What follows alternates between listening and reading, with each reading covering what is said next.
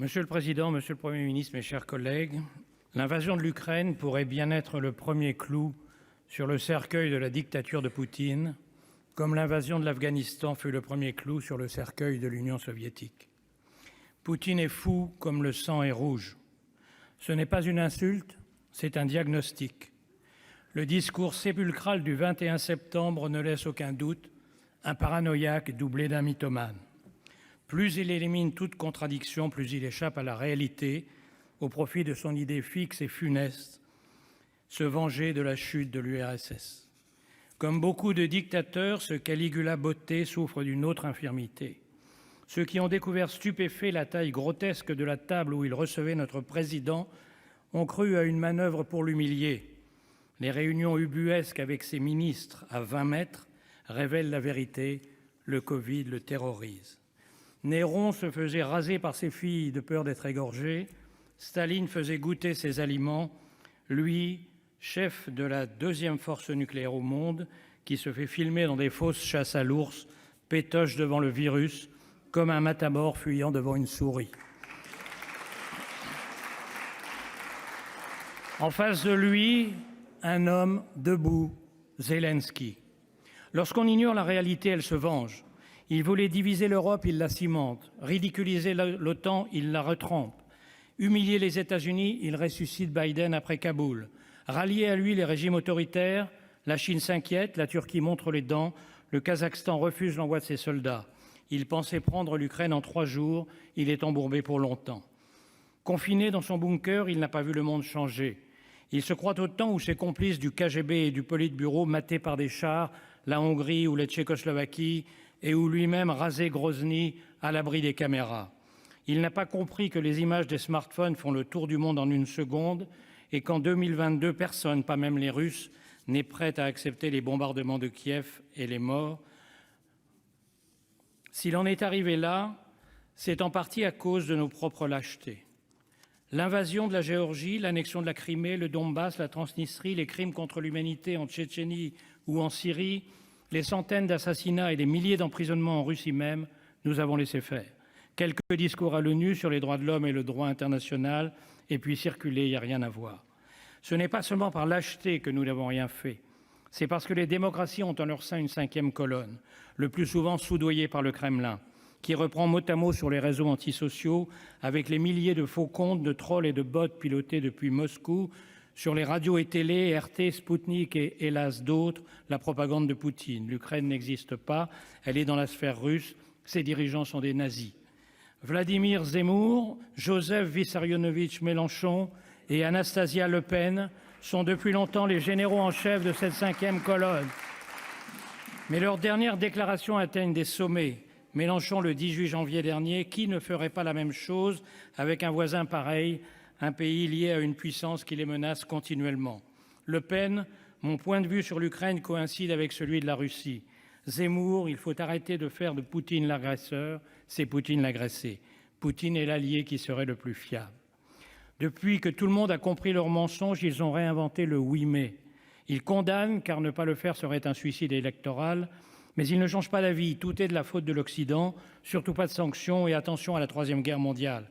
Mélenchon, jeudi dernier, continue ses bobards. Je n'ai jamais soutenu Poutine, jamais. Le pire, c'est Zemmour, le 3 fois condamné pour racisme, qui crache sur les résistants ukrainiens et sur les réfugiés, qui donne des leçons de patriotisme, lui qui, après s'être soustrait au service militaire, n'a pas hésité à se rendre samedi sur le plateau des Glières. Ses propos souillent les tombes des maquisards. Ces paillassons de Poutine, après en avoir été les caniches, sont candidats à la présidence de la République.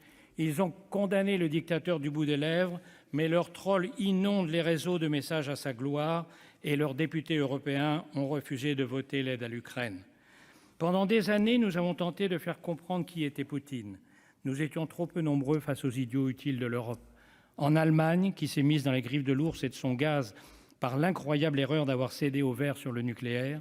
En France, où le fond de l'air fait d'un gaullisme du pauvre qui n'a rien à voir avec le gaullisme et d'un anti-américanisme héritier de la vieille droite anti-anglo-saxonne et de la vieille gauche anticapitaliste conduit certains à prêcher l'équidistance entre Amérique et Russie, demain entre Amérique et Chine, sans comprendre qu'il y a d'un côté le camp de la démocratie et de l'autre celui des dictatures. Trop peu nombreux, nous étions par là même trop faibles. Le 24 février 2022 restera dans l'histoire comme le jour prodigieux du grand basculement. Le plus grand succès de Poutine, c'est de nous avoir ouvert les yeux. Nous nous sommes réveillés bien tard, mais nous nous sommes réveillés. Pour la première fois, nos sanctions sont plus que des coups de griffe. Le blocage des réserves de la Banque centrale, la déconnexion de SWIFT, l'arrêt de Nord Stream 2, la saisie des avoirs des corrompus, la fermeture des espaces aériens, le bonheur de la livraison d'armes aux Ukrainiens par l'Allemagne elle-même, mouton devenu non pas tigre mais au moins lionceau, et enfin, la chasse aux agents de désinformation. Voilà 5 ans que je demande la fermeture de RT, de Sputnik et de leurs satellites. 5 ans qu'on me répond que ce serait bafouer la liberté d'expression. On vient enfin de comprendre que les organes de propagande du FSB n'ont rien à voir avec la liberté d'expression. Mesdames et messieurs les dirigeants européens, permettez-moi d'ajouter à mes félicitations pour ces sanctions une supplique, qu'elles soient précises, sans exception, efficaces, non contournables et prolongées.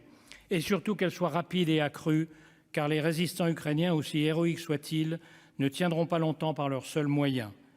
Et enfin, qu'elles soient accompagnées du message clair que l'assassinat de Zelensky entraînerait une riposte bien plus massive encore.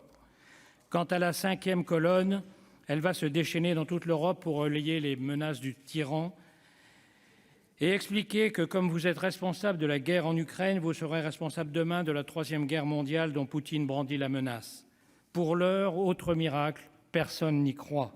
Comment penser qu'un hypocondriaque qui s'ausculte toute la journée soit prêt à mourir sous les frappes ou à finir ses jours dans un abri anti-atomique comme Caïn dans son souterrain? Lorsque nous aurons pris ces sanctions et que nous nous serons préparés à un long conflit, car cette guerre sera longue, il nous faudra relever un autre défi, plus redoutable encore, celui du rétablissement de la puissance de l'Europe. L'Europe ne se fera qu'au bord du tombeau, disait Nietzsche. Propos prophétiques, car l'Europe est née des charniers de la Deuxième Guerre mondiale. Et elle n'a progressé qu'en surmontant ses crises. Celle du Covid a permis un pas de géant par la mutualisation des dettes du plan de relance. L'invasion sanglante de l'Ukraine a fait comprendre à tous, à commencer par les Allemands, ce que le président de la République ne cesse d'expliquer depuis le début de son mandat, c'est que l'Europe ne sera jamais une puissance si ses États ne se réarment pas et si une défense commune ne voit pas le jour. Jamais Poutine n'aurait pu nous faire un meilleur cadeau. Pour l'heure, nous allons participer à cette guerre par les mesures déjà prises, par notre unité avec nos alliés européens et américains et par notre fermeté face au tyran qui s'est lancé dans une aventure sans issue. Mais ce n'est pas nous qui allons la gagner. Les seuls qui peuvent la gagner, ce sont 2 peuples. Le peuple russe qui, pour la première fois, malgré une répression impitoyable et une propagande effrénée, est en train de comprendre que Poutine le conduit vers le gouffre. Le sursaut viendra-t-il de la rue ou de quelques Brutus qui comprendront l'urgence d'agir avant qu'il ne soit trop tard, je ne sais, mais le dénouement pourrait bien surprendre. Et surtout, ceux qui vont gagner cette guerre, ceux qui sont déjà en train de la gagner, quel qu'en soit le coût, ceux qui nous donnent une grandiose leçon de courage, guidés par un président devenu en quelques jours un héros de la trempe d'un De Gaulle ou d'un Churchill, Volodymyr Zelensky, ceux qui vont gagner cette guerre, c'est le peuple ukrainien, soudé contre Poutine et prêt au sacrifice pour défendre sa liberté et la nôtre, sa démocratie et les valeurs européennes qu'il partage. Puissions-nous les admirer, les acclamer, les soutenir et nous montrer dignes d'eux. Merci, Monsieur le Président.